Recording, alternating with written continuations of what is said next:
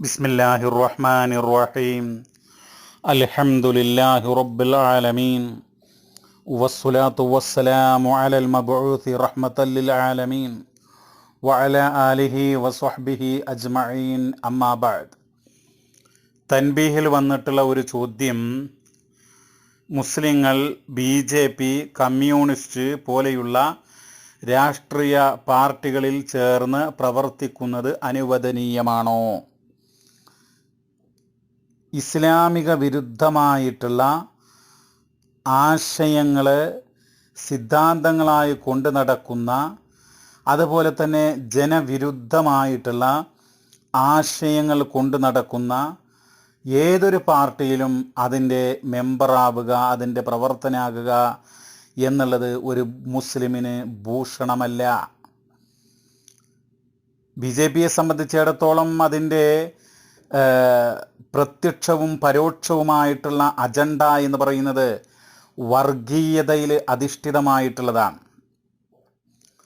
ഇവിടുത്തെ മുസ്ലിങ്ങൾ ഉൾപ്പെടെയുള്ള ന്യൂനപക്ഷങ്ങളെ, മുസ്ലിങ്ങളെ പ്രത്യേകിച്ചും, അവർ പല നിലക്കും ദ്രോഹിക്കുകയും അതുപോലെ തന്നെ പല ഭാഗത്തും കൊലപാതകങ്ങൾ നടത്തുകയും അതുപോലെ അവരുടെ അവകാശങ്ങളും സ്വാതന്ത്ര്യങ്ങളും നിഷേധിക്കുകയും ഒക്കെ ചെയ്യുന്ന എത്രയോ സംഭവങ്ങൾ നമ്മുടെ ഈ കഴിഞ്ഞ കാലഘട്ടങ്ങളിൽ ഉണ്ടായിട്ടുണ്ട്. അപ്പം അങ്ങനെയുള്ള ഒരു രാഷ്ട്രീയ പാർട്ടിയിൽ ചേരാൻ പാടില്ല എന്ന് മാത്രമല്ല, അതിനോട് സഹകരിക്കുക എന്നുള്ളത് ഒട്ടും ശരിയല്ല. നിങ്ങൾ നോക്കൂ, പരിശുദ്ധ ഖുർആനിൽ അല്ലാഹു തആല പറയുന്ന കാര്യമുണ്ട്. 5-ാം അധ്യായം 51-ാമത്തെ സൂക്തത്തിൽ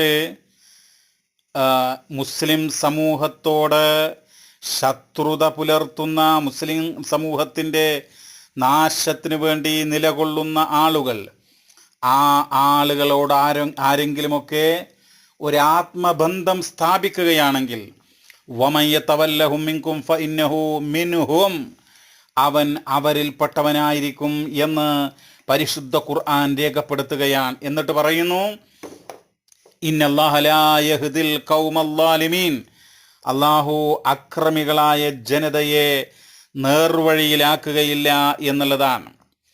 പരിശുദ്ധ ഖുർആനിൽ സൂറത്തുൽ മുംതഹിനയിൽ അല്ലാഹു പഠിപ്പിക്കുന്ന ഒരു കാര്യമുണ്ട്.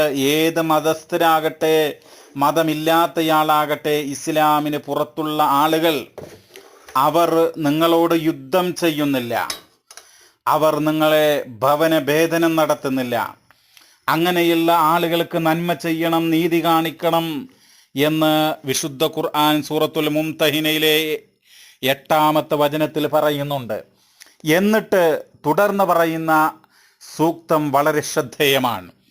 ഇന്നമാ യൻഹാകുമുല്ലാഹു അനില്ലദീന ഖാതലൂകും ഫിദ്ദീൻ വഅഖ്റജൂകും മിൻ ദിയാരികും വലാഹറു അലാ ഇഖ്റാജികും അൻ തവല്ലൗഹും വമൻ യതവല്ലഹും ഫഉലൈക ഹുമുൽ ളാലിമൂൻ.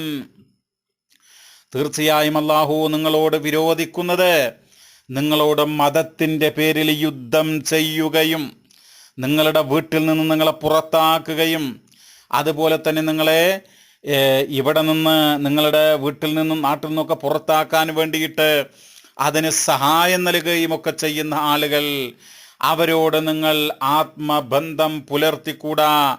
അങ്ങനെ പുലർത്തുന്നവർ, അവരോട് അത്തരം ബന്ധം പുലർത്തുന്നവർ ഫഉലൈക ഹുമുൽ ളാലിമൂൻ, അവർ അക്രമകാരികളാകുന്നു എന്നാണ്.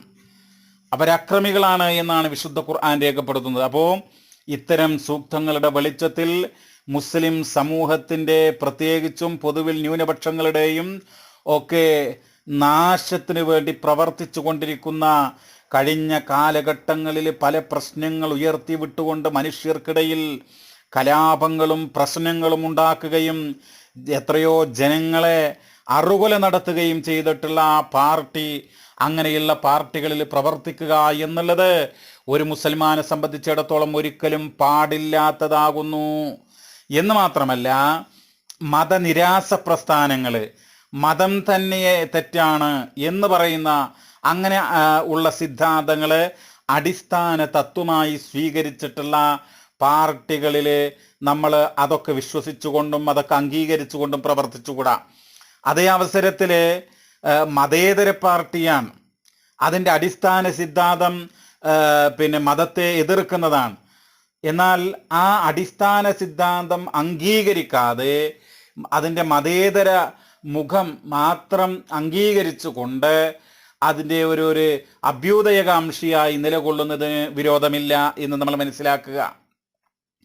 കാരണം നമ്മുടെ നാട്ടിലെ സാമൂഹിക രാഷ്ട്രീയ സാഹചര്യം ചിലപ്പോൾ അത്തരം ആളുകളോട് സഹകരിക്കേണ്ടതായ ചില രംഗങ്ങൾ വരും.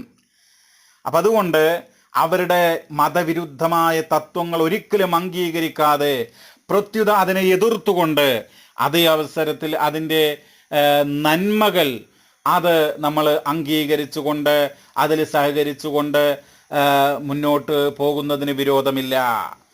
എന്നാൽ ഇവിടെ മൊത്തത്തിൽ നമുക്കറിയാം, ഇന്ത്യ രാജ്യം ഒരു ജനാധിപത്യ മതേതരത്വ രാഷ്ട്രമാണ്. അങ്ങനെയുള്ള ഒരു രാജ്യത്ത് ജീവിക്കുന്ന പൗരൻ എന്നുള്ള നിലക്ക് നമുക്ക് രാഷ്ട്രീയ ബോധം അനിവാര്യമാണ്. രാഷ്ട്രീയ ബോധം ഇല്ലാതെ ഇന്ത്യൻ പൗരനായി ജീവിക്കുക എന്നുള്ളത് ഒരർത്ഥത്തിൽ പറഞ്ഞാൽ ആത്മഹത്യാപരമാണ്. അപ്പം അതുകൊണ്ട് രാഷ്ട്രീയ ബോധം നമുക്കുണ്ടാകണം. ആ അടിസ്ഥാനത്തിൽ നമ്മൾ നമ്മുടെ രാജ്യത്തിന് ഗുണകരമാകുന്ന, ജനങ്ങൾക്ക് ഗുണകരമാകുന്ന ഒരു പാർട്ടിയിൽ പ്രവർത്തിക്കുക എന്നുള്ളത് വളരെ നല്ല കാര്യമാണ്. പക്ഷേ അത് നമ്മൾ മതത്തിൻ്റെ പരിശുദ്ധ ദീനുൽ ഇസ്ലാമിൻ്റെ അടിസ്ഥാന തത്വങ്ങൾക്കും അതിൻ്റെ മഹനീയമായിട്ടുള്ള മറ്റധ്യാപനങ്ങൾക്കും എതിരാവാത്ത നിലയിലായിരിക്കണം. ചില പാർട്ടികളിലെ ചില പ്രവർത്തനങ്ങളൊക്കെ ബഹുദൈവ വിശ്വാസവുമായി ബന്ധപ്പെട്ടും ബഹുദൈവ ആരാധനകളുമായി ബന്ധപ്പെട്ടുമൊക്കെയുള്ള കാര്യങ്ങൾ കാണാം. അത്തരം സംഗതികളോട് ഒരിക്കലും കൂട്ടുകൂടാനോ യോജിക്കാനോ പാടില്ല. അപ്പം ഏത് പാർട്ടിയാകട്ടെ, ഇസ്ലാമിക വിരുദ്ധമായിട്ട് എന്തുണ്ടോ അതിന് നമ്മൾ ഒരിക്കലും അനുകൂലിക്കാൻ പാടില്ല. മതപരമായിട്ടുള്ള സംസ്കാരവും തത്വങ്ങളും അച്ചടക്കങ്ങളും എവിടെയായിരുന്നാലും പാലിച്ചുകൊണ്ടായിരിക്കണം ഏതൊരു പാർട്ടിയിലും പ്രവർത്തിക്കേണ്ടത് എന്നുകൂടെ ഈ സന്ദർഭത്തിൽ ഉണർത്തുകയാണ്. സഹോദരങ്ങളെ, പരലോക വിജയം ആഗ്രഹിക്കുന്ന ഒരു സത്യവിശ്വാസിയെ സംബന്ധിച്ചിടത്തോളം മുസ്ലിങ്ങളുടെ നാശത്തിന് വേണ്ടി പ്രവർത്തിച്ചിട്ടുള്ള പാർട്ടികളിൽ പ്രവർത്തിക്കാൻ വേണ്ടി പാടില്ല. അതുപോലെ തന്നെ മതത്തെ തന്നെ നിരാകരിക്കുന്ന, ദൈവത്തെ തന്നെ നിരാകരിക്കുന്ന പാർട്ടികളിലും പ്രവർത്തിക്കാൻ വേണ്ടി പാടില്ല. അതേ അവസരത്തിൽ അത്തരം തത്വങ്ങൾ അംഗീകരിക്കാതെ അതിൻ്റെ നന്മകൾ അംഗീകരിച്ചുകൊണ്ട് അതിൻ്റെ അഭ്യുദയകാംക്ഷികളായിട്ട് നിലകൊള്ളാൻ പറ്റുമെങ്കിൽ, അതിനുള്ള ചാൻസ് ഉണ്ടെങ്കിൽ അതാകാവുന്നതേ ഉള്ളൂ എന്ന് നമ്മൾ നേരത്തെ സൂചിപ്പിക്കുകയുണ്ടായി.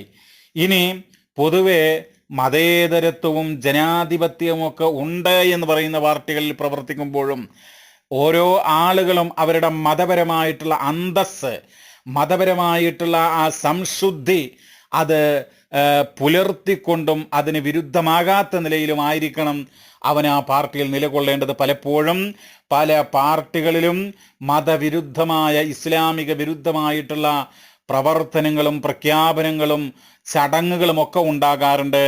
അതിനെ ഗൗരവത്തോടുകൂടെ കാണേണ്ടതുണ്ട്. അതിനോട് നിസ്സഹകരണം പുലർത്തുക മാത്രമല്ല, അതിനെ എതിർക്കാൻ പറ്റുന്ന വേദികളിൽ എതിർക്കുകയും വേണം എന്നാണ് ഈ സന്ദർഭത്തിൽ ഉണർത്തുവാനുള്ളത്.